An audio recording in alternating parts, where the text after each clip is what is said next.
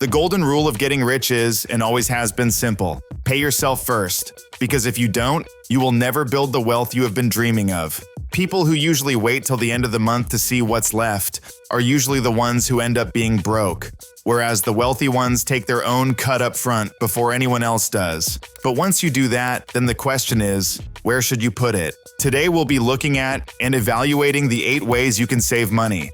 And just to be clear, since I know many people conflate the two, we are referring to savings, not where is best to invest our money. There is a big difference. From your grandma's mattress to wealth-building strategies, let's rank these ways from worst to best, using an 80-point scale, so you know what's best for you. Though you'll notice the point scale doesn't necessarily follow with my ranking. Before I jump into the list, I want to be clear as to what and how we are rating these different savings vehicles. Since, again, we are rating these different options as they pertain to savings and not investing. The categories we are using to rate each vehicle are as follows. Tax treatment. We want to be penalized as little as possible for saving. Competitive and consistent returns. We want the after-tax and after-fee return to at least keep up with inflation. We also want to consider our risk-adjusted return, since we want this to be as low risk as possible. Contribution limits. We want as high a contribution limit as possible, since we are ideally saving a large pool of capital to eventually deploy into investments someday. No loss guarantees. We want to be secure in knowing that our savings can't decrease in nominal value, and maybe even have a no loss guarantee. Loan option? If possible, we want our savings to have the ability to be leveraged. Liquidity and control. We want to have as much liquidity and control as possible with no or very limited barriers to access.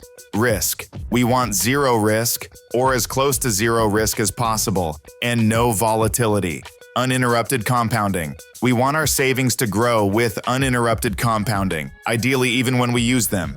In summary, we want our ideal savings vehicle to be safe, liquid, tax-free, good rate of return, guarantee high contribution limits, and be leverageable so as to never break the compound interest curve. Let's take this and compare it to our options. Number 8. Cash. Many of us, if we were given any financial education from our parents, were probably told to start saving our cash and coins in a piggy bank. Perhaps this is beneficial to start to build the muscle of saving. But in reality, it is one of the worst options there is. Saving physical cash may have its place during emergencies, but cash fails in about half of the categories we are measuring, if we are being generous. The benefits are that it is liquid, there are no contribution limits, and arguably low risk. Though some might argue it's extremely risky given price, inflation, fire, and theft. On the flip side, it earns no return, and as mentioned, actually decreases in value due to inflation. The final verdict? Cash is certainly better than blowing your entire paycheck on a weekend bender, but that isn't saying much. My score, 31 out of 80. Number 7. Checking and traditional savings account. The most common way people store their money, the checking and traditional savings account. This option is a lot safer than storing your money in shoe boxes or piggy banks. Though, given the historical failure rate of banks, that might not always be true. It also offers you great liquidity and close to immediate access to numerous options. The downside is that these sorts of traditional checking and savings accounts pay you nothing in interest, usually between 0 and 0.2%, and you're often charged fees. These accounts are certainly better than cash lying around the house, but that's about it. Rather than helping yourself, they're mostly just free money you're giving to the bank so they can loan it back to you at 7 to 25% interest for your mortgage, car loan, or credit card loan. Verdict? We all need a basic checking account at least, and you can certainly use checking accounts to manage and track your monthly and yearly expenses in the short run. But you should never keep more than a month or two in expenses in one of these accounts. My score, 42 out of 80. Number 6. Bonds. Bonds are a way for governments and corporations to borrow money from investors and then promise to pay back said loan with interest over a designated period of time. Federal government bonds, which come in various lengths, from 3 months to 30 years, are generally the safest and most predictable bonds, given they are backed by the U.S. taxpayer. Though given current debt levels, they may not be as safe as many assume. If you reinvest the interest from said bonds, you'll benefit from uninterrupted compounding as long as you never use the money for consumption. These U.S. bonds have provided an annual rate of return between 1.66% and 5.49% for 10-year T-bonds, 0.37% and 5.07% for 5-year T-notes. and 0.1% and 4.96% for 1-year T-bills, with most of those higher numbers coming either in the first couple years of the 21st century or just in 2007, the last couple of years. In addition to U.S. bonds, there are also municipal bonds, which are bonds that state and local governments issue.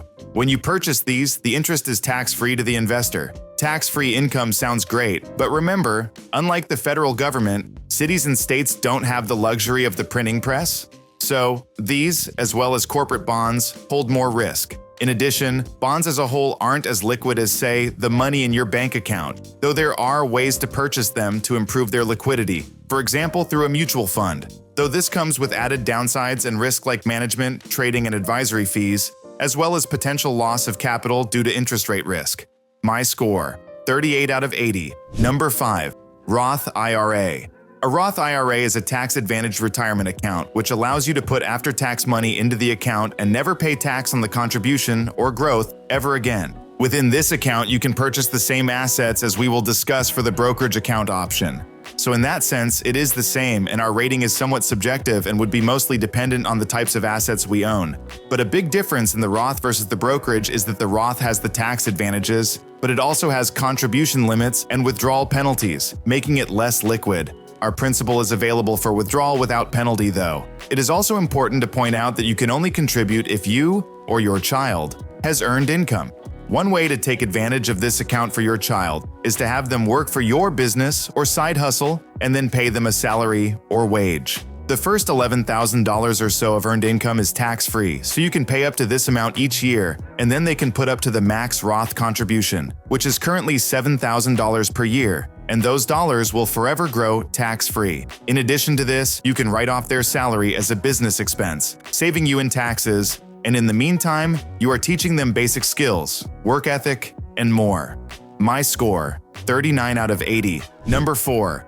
Certificates of deposit. CDs offer you a fixed return over a fixed time, which usually lasts from 6 months to 5 years. Once upon a time, these were a great option for a conservative place to preserve capital and generate a decent return. This is no longer really the case. If you're locking away your money for nearly 5 years, you must be getting a good return on it, right? Unfortunately, that's not always the case, as these returns are usually barely better than a savings account. However, they can sometimes be even worse. And the worst thing, if you need to access your money for an emergency or just want to take it out, you'll be imposed with a penalty. With limited liquidity and flexibility, you're getting only a somewhat better return for your money.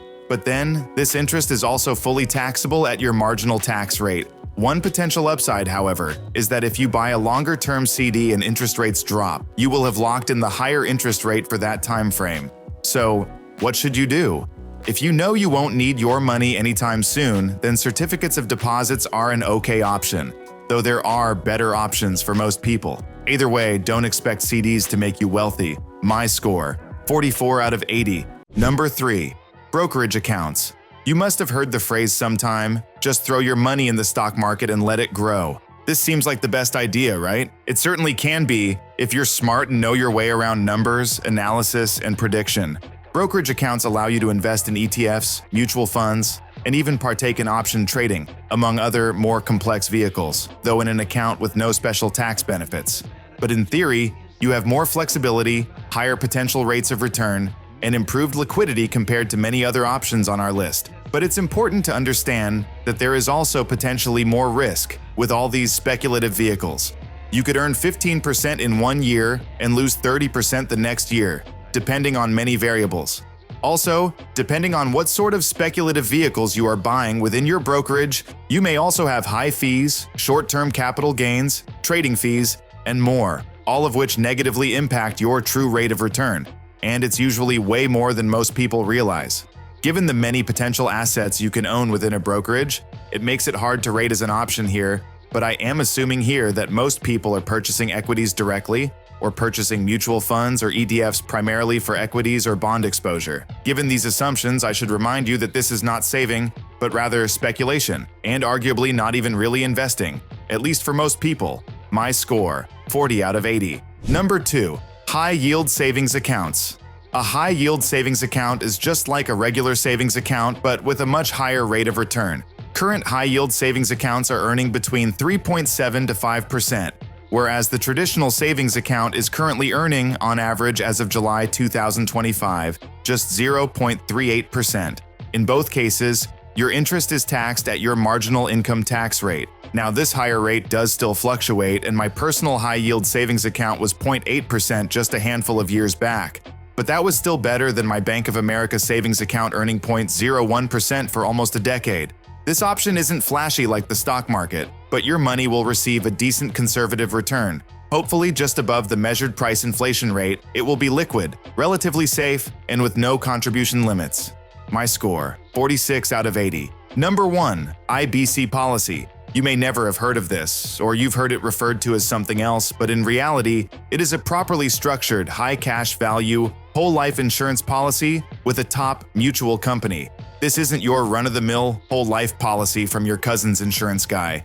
This is a policy designed in a specific way from a top-tier mutual company. You pay premiums into the policy, which purchases you a death benefit, but it also provides you with certain living benefits, among them being cash value, or the present value of the death benefit. Think of it like equity in a home. The cash value grows tax-deferred with uninterrupted compound interest, even when you use the cash value by borrowing against it, and the cash can be accessed tax-free if done correctly. Such a policy has a good, tax-free internal rate of return, tax-free death benefit, is liquid, cannot decrease in value, has built-in guarantees, protects your child's insurability, provides for uninterrupted compounding of every dollar that goes into the policy over their entire life, even when the cash value is used, provides asset protection in most states, provides for long-term care and critical care benefits depending on the company, and it is all private between you and the insurance company. The point being, it checks almost all our boxes. My score, 68 out of 80. It is important to note that you do need to consult an insurance agent and go through underwriting to qualify for this option. You can either reach out to me directly via email or check out the Nelson Nash Institute to find a local certified practitioner near you. Links in the description. In conclusion, each of these savings vehicles has certain pros and cons, some more than others. But even when rating them like I did here, based on their characteristics, this assumes all of said categories are weighted equally. But this is likely not the case for everyone. You may weigh the potential rate of return more than I would, and I may rate liquidity or safety higher than you would, so this isn't a perfectly objective method. But hopefully it has helped you determine what the best option is for you or your child. That's all for today. Which of these methods are you choosing? Let me know your thoughts in the comments. Also, give this video a thumbs up if you enjoyed and subscribe to the channel for more videos like this.